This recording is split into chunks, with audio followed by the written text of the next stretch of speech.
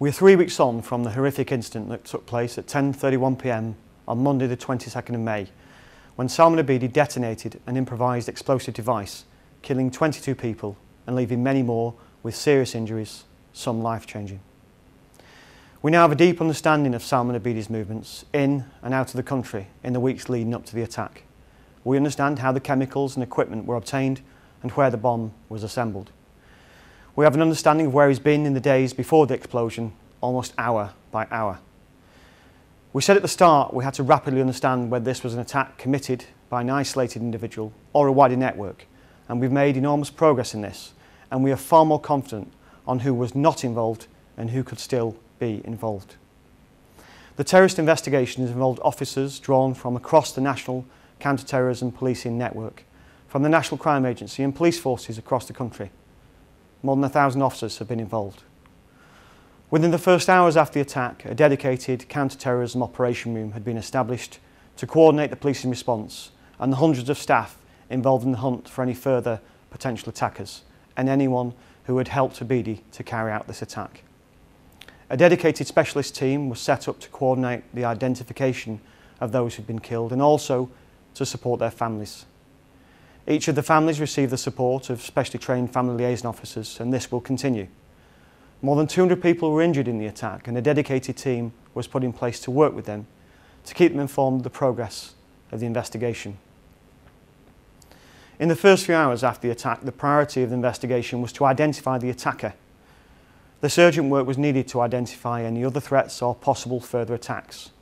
Within 2 hours, Abedi's identity was known to the work of forensic teams who had attended the scene.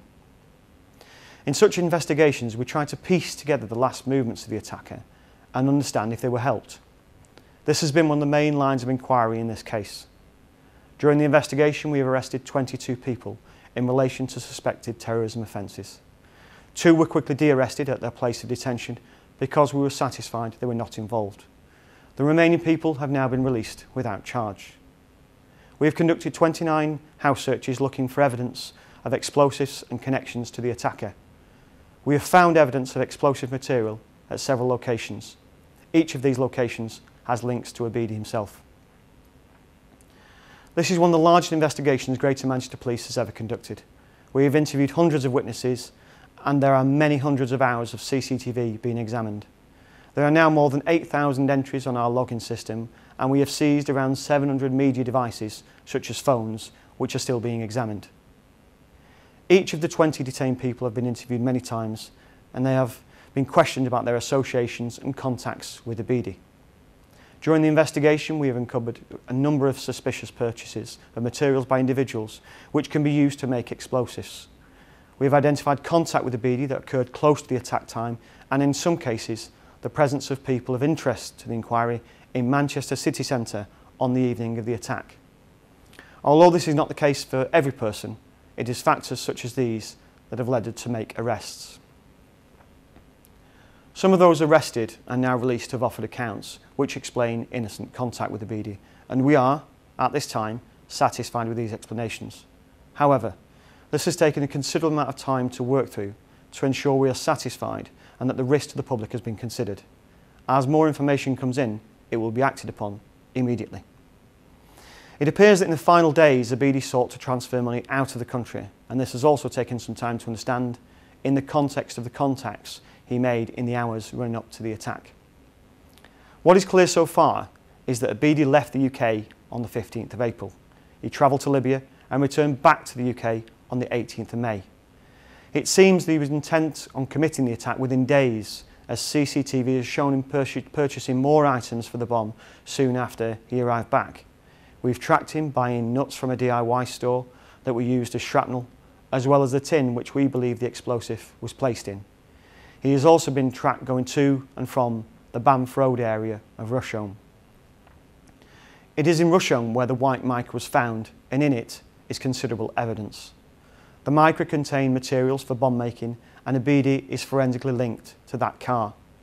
We know the vehicle was purchased on the 13th of April, and it was only in his possession for a short period of time because he flew out on the 15th of April. Because of this, we believe items were stored in it during that time, either materials to make a bomb or a pre-made charge. The actual assembly of all the parts appear to have been in the days immediately before the actual attack. We are still working through the detail of this and continue to appeal to the public for help if they've seen this R registration micro, if they've seen it being used, and if they've seen anyone going to and from the micro at Duval Court after the 13th of April. We are especially interested in the movements on the 14th of April, as we believe this was a crucial date in the car being parked with the bomb components in it. The search at the landfill site for the blue suitcase is also continuing, and we expect it will go on for some time. We believe the blue suitcase contains items a BD discarded after having assembled the device, and it could contain crucial evidence to the inquiry. Our inquiries show that the assembly of the device is likely to have been by a BD himself. What is less clear is whether he acted alone in obtaining the materials for the device before he left the country on the 15th of April, and whether others knew or were complicit in the storage of materials, knowing what was being planned. Understanding this is crucial to our work in the coming weeks and months. We continue to appeal for the help of the public in tracking Abidi's movements, and have released more images of him and the car to try and jog people's memories of sightings. We are also releasing images of the barrels stored in the car. Did you see anyone carrying these? Did you see anyone putting these in the white micro? This is very much a live criminal investigation, moving at considerable speed. It is a terrorism investigation relating to 22 murders and multiple attempt murders. It will continue at its current pace as we work to understand the full extent of the involvement of anyone else. We will be speaking to more people. Work around CCTV, financial transaction and telephone contacts will continue as we piece together the movements of Abidi in fine-grained detail. Hasham Abidi, the brother of Salman Abidi, left the country at the same time as the attack on the 15th of April. Hasham Abidi is currently detained in Libya, and there is much media reporting about what he has said in Libya, and we wish to interview him in relation to this attack. This was a premeditated, calculated and vicious attack.